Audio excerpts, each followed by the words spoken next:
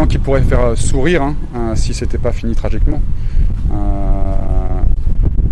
Ce qui peut faire sourire, c'est la confusion et peut-être la méconnaissance. On en parlait avec monsieur le commissaire de comment travaille le PAM en général ou de nos principes.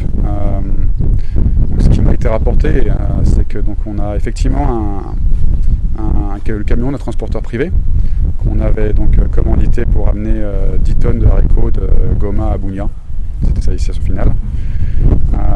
Ce transporteur privé a traîné déjà, ça c'est un autre problème, mais surtout en fait a pris l'initiative d'embarquer l'épouse, je crois, d'une autorité militaire qui avait avec elle des effets de son mari.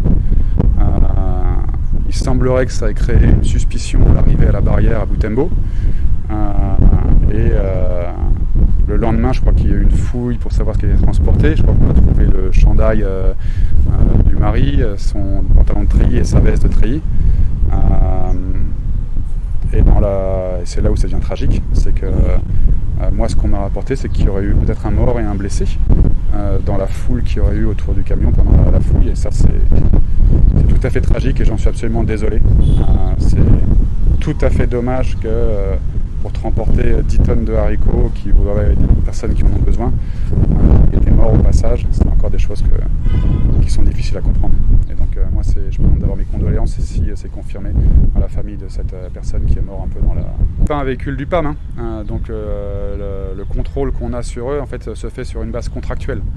Donc dans les contrats, il est évidemment stipulé que la seule chose que les transporteurs qui travaillent à notre profit peuvent transporter, c'est les biens, nourriture du PAM, qui d'ailleurs appartient au gouvernement congolais.